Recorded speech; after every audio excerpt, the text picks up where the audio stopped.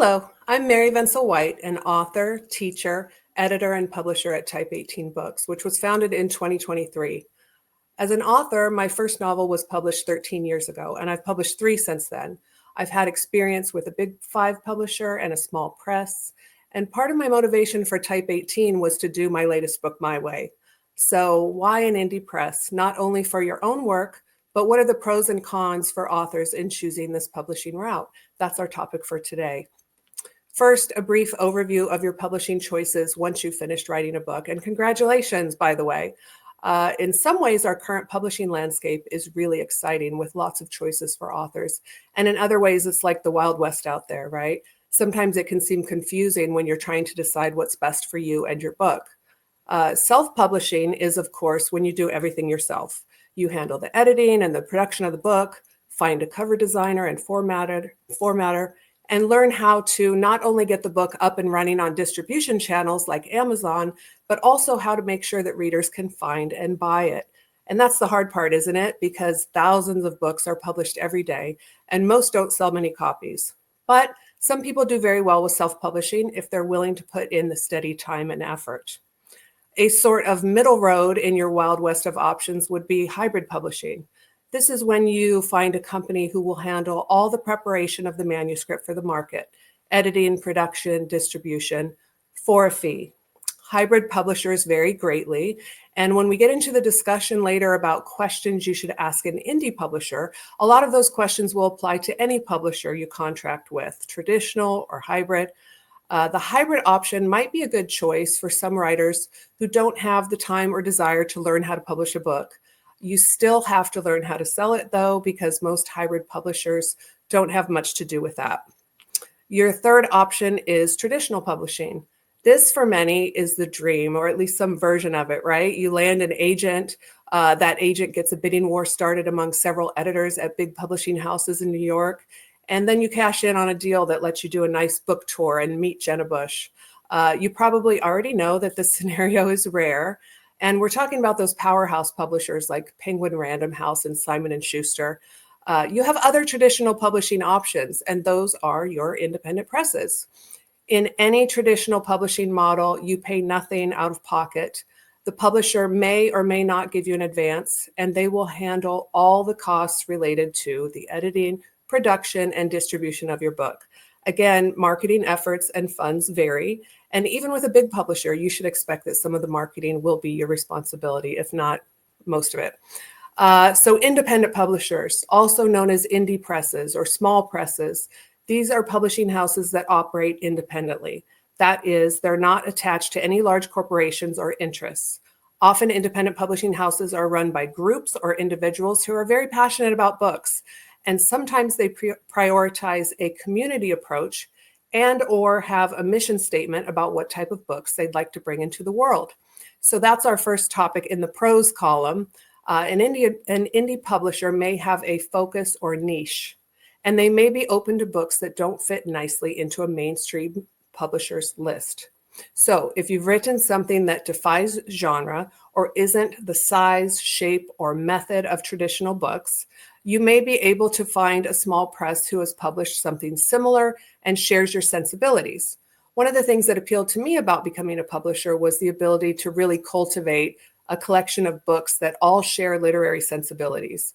For me, that means books with an attention to craft that also tell a great story that stays with readers. So if you choose to approach a small publisher, make sure you look over a list of their books and see whether your book might fit in there.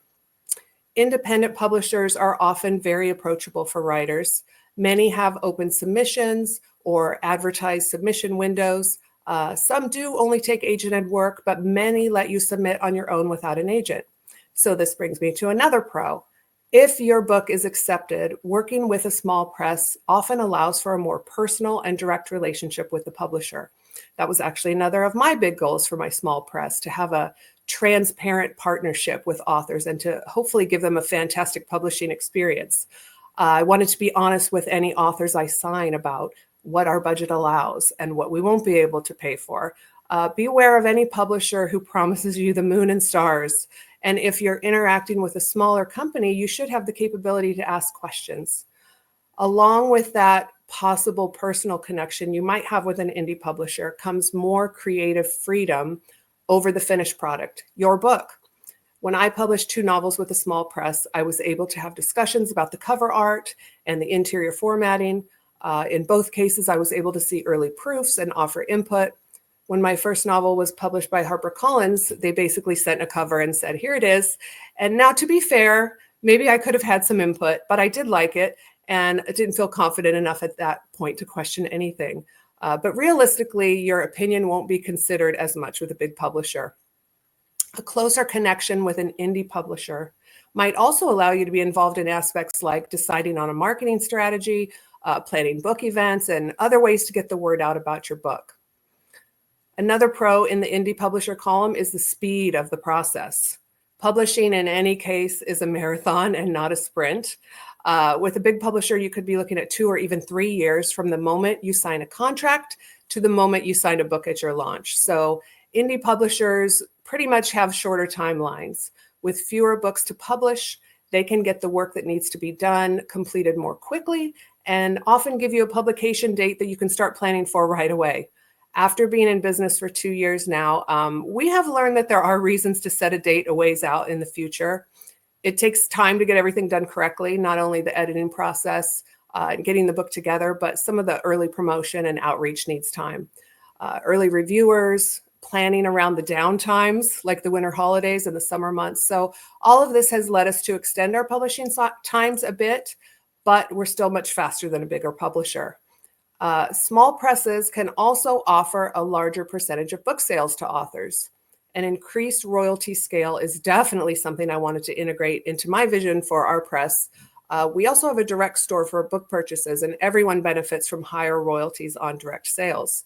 And of course, if you've contracted on your own with an indie publisher, you're not giving a percentage to an agent or anyone else.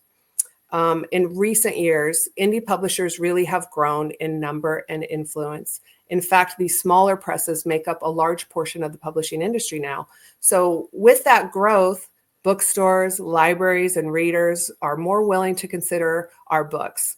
We've come a long way, and many indie publishers have cleared a path through that wilderness of publishing to find wide and loyal readerships, critical successes, and great opportunities for their writers. The last pro I'll talk about with indie publishing is distribution and market reach. And interestingly enough, that will lead us into a nice discussion of the cons, and I'll explain. Indie publishers have the ability to access distribution channels to reach a wider audience. A distributor takes books from a publisher and sells to wholesalers and retailers, bookstores and libraries. They provide customer service, shipping, and marketing for small presses. And having this type of support can be a game changer. This possibility puts indie publishers ahead of self-publishing. Self-publishers handle their own distribution and don't really have other options available. However, as promised, this leads us into the first con, I suppose, about publishing with an indie, which also aligns to what is probably the biggest pro of going with a big 5 publisher, if you can. The big 5s have a lot of power and clout and well-established wide channels for your books. They have reach, and they can get your books into places it takes more effort for self and indie published books to get into. In fact, when I tried to think of, the cons associated with publishing with an indie press, it's usually how that experience can compare to another type of publishing. For example, you'd have more control, ultimate control, actually, over the finished product of your book if you self-publish. So I suppose that could be a con for using a small publisher. But as mentioned, there's a broad range of all publishers, traditional and hybrid. So maybe it's best to discuss a list of questions you should ask any publisher, including an indie press, before you agree to partner with them. First, you'll want to ask about their time frame. When do they need a final version of the manuscript from you? What is the pub date? Or when will you know the pub date? Second, and this is an important one, what is their editing process? One of the downsides I've had with each of my books was that I felt the novels could have used a more thorough editing process.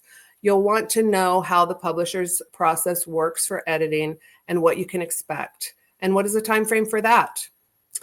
Third, you'll want to ask about the nuts and bolts of the book, the production, and how involved you can be. Will you have a say on the cover? What about the interior formatting?